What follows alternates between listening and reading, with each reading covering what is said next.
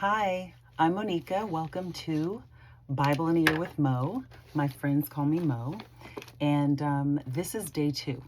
I am going to be reading Genesis 2, Psalm 2, and Matthew 2. I am just going to jump right in to Genesis 2.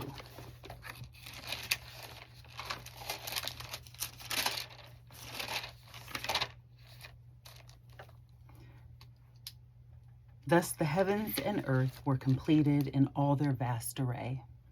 By the 7th day God had finished the work he had been doing, so on the 7th day he rested from all his work. And God blessed the 7th day and made it holy, because on it he rested from all the work of creating that he had done. This is the account of the heavens and the earth when they were created. When the Lord God made the earth and the heavens, and no shrub of the field had yet appeared on the earth, and no plant of the field had yet sprung up, for the Lord God had not sent rain on the earth, and there was no man to work the ground, but streams came up from the earth and watered the whole surface of the ground. The Lord God formed the man from the dust of the ground and breathed into his nostrils the breath of life, and the man became a living being. Now the Lord God had planted a garden in the east, in Eden, and there he put the man he had formed. And the Lord God made all kinds of trees grow out of the ground, trees that were pleasing to the eye and good for food. In the middle of the garden were the tree of life and the tree of the knowledge of good and evil. A river watering the garden flowed from Eden. From there it was separated into 4 headwaters. The name of the first is the Pishon. It winds through the entire land of Havilah, where there's gold. The gold of that land is good. Aromatic resin and onyx are also there. The name of the second river is the Gihon. It winds through the entire land of Cush. The name of the third river is the Tigris. It runs along the east of Asher. And the fourth river is the Euphrates. The Lord God took the man and put him in the Garden of Eden to work it and take care of it. And the Lord God commanded the man, "You are free to eat from any tree in the garden, but you must not eat from the tree of the knowledge of good and evil, for when you eat of it, you will surely die." The Lord God said, "It is not good for the man to be alone. I will make a helper suitable for him." Now the Lord God had formed out of the ground all the beasts of the field, all the birds of the air, and all the birds of the air.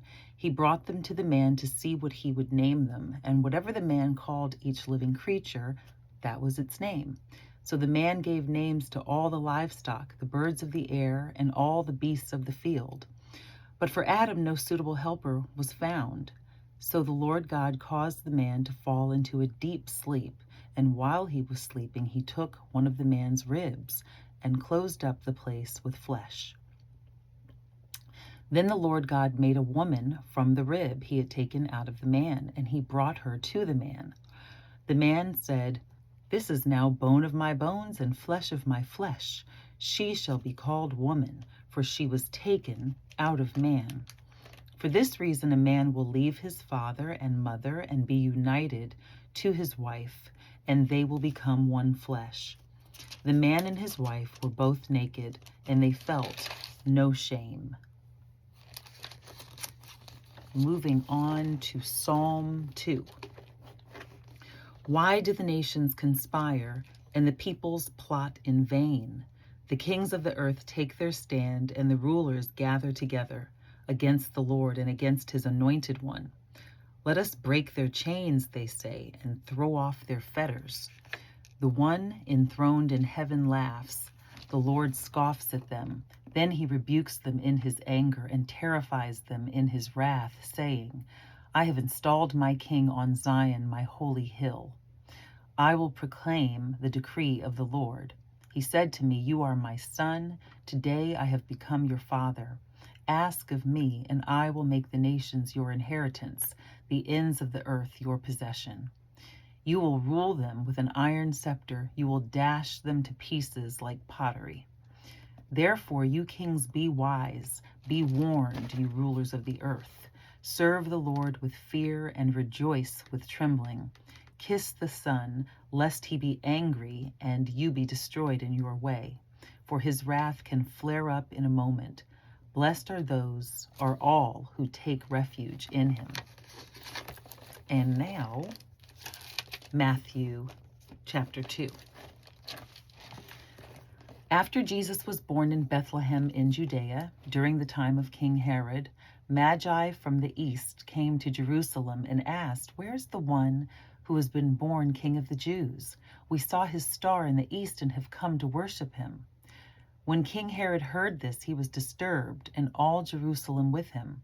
When he had called together all the people's chief priests and teachers of the law, he asked them where the Christ was to be born. "In Bethlehem in Judea," they replied, "for this is what the prophet has written. But you, Bethlehem, in the land of Judah, are by no means least among the rulers of Judah. For out of you will come a ruler who will be the shepherd of my people Israel." Then Herod called the Magi secretly and found out from them the exact time the star had appeared. He sent them to Bethlehem and said, "Go and make a careful search for the child. As soon as you find him, report to me, so that I may go and worship him, so that I too may go and worship him." After they had heard the king, they went on their way, and the star they had seen in the east went ahead of them until it stopped over the place where the child was. When they saw the star, they were overjoyed. On coming to the house, they saw the child with his mother Mary, and they bowed down and worshipped him. Then they opened their treasures and presented him with gifts of gold and of incense and of myrrh. And having been warned in a dream not to go back to Herod, they returned to their country by another route. When they had gone, an angel of the Lord appeared to Joseph in a dream. "Get up," he said. "Take the child and his mother and escape to Egypt. Stay there until I tell you, for Herod is going to search for the child to kill him." So he got up, took the child and his mother during the night, and left for Egypt, where he stayed until the death of Herod. And so was fulfilled what the Lord had said through the prophet, "Out of Egypt I called my son." When Herod realized that he had been outwitted by the Magi, he was furious, and he gave orders to kill all the boys in Bethlehem and its vicinity who were 2 years old or under, in accordance with the time he had learned from the Magi. Then what was said through the prophet Jeremiah was fulfilled. "A voice is heard in Ramah, weeping and great mourning, Rachel weeping for her children and refusing to be comforted because they are no more." After Herod died, an angel of the Lord appeared in a dream to Joseph in Egypt and said, "Get up, take the child and his mother and go to the land of Israel, for those who were trying to take the child's life are dead." So he got up, took the child and his mother, and went to the land of Israel. But when he heard that Archelaus was reigning in Judea in place of his father Herod, he was afraid to go there. Having been warned in a dream, he withdrew to the district of Galilee, and he went and lived in a town called Nazareth. So was fulfilled what was said through the prophets, "He will be called a Nazarene."